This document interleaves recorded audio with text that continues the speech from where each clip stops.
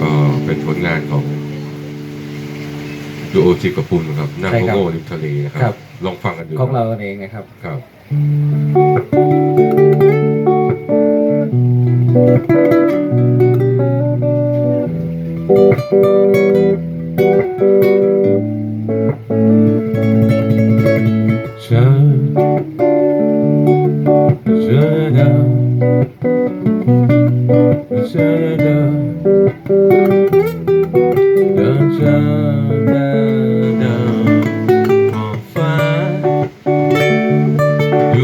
กว้างไกลแต่ทำไมมองไปดูมันไม่มี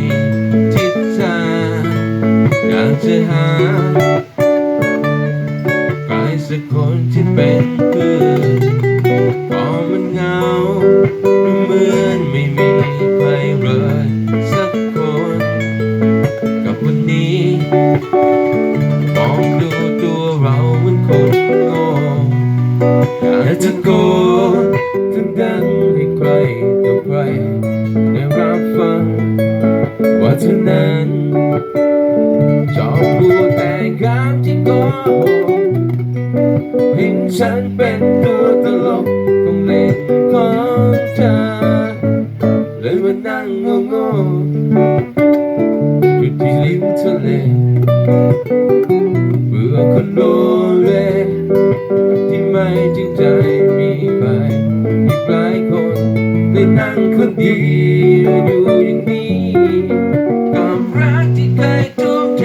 กลับมาโดนเทโดนทิ้งกันไปไม่เหลือใครชาเดาดาชาเดาเดาชาเดาเดาชาเดาเดาชาเดาเดาชา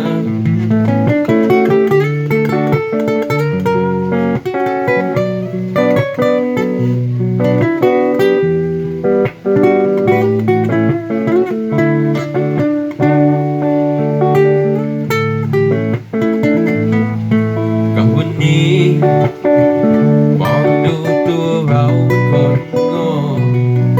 อยากตะโกนดังๆให้ใครต่อใครได้รับฟังว่าเธอนั้นชอบพูดแต่คำที่โกหกเห็นฉันเป็นตัวตลกของเล่นของเธอเลยมานั่งโง่ๆอยู่ที่ริมทะเลเบื่อคนโลเรที่ไม่จริงใจมีใครอีกหลายคนเลยนั่งคนเดียวอยู่อย่างนี้กับรักที่เคยทุ่มเทกลับมาโดนเทโดนทิ้งกันไปไม่เหลือใครเลยมานั่งโง่ๆอยู่ที่ริมทะเล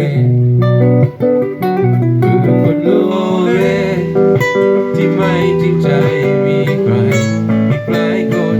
เลยนั่งคนเดียวอยู่อย่างนี้ความรักที่เคยทุ่มเทกลับมาโดนเท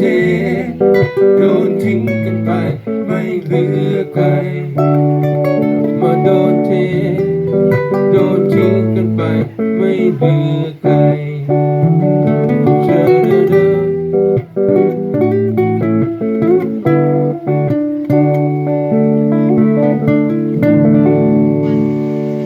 นั่งโง่ๆริมทะเลนะครับดูโอ้จิ๊กกับปุ้มนะครับ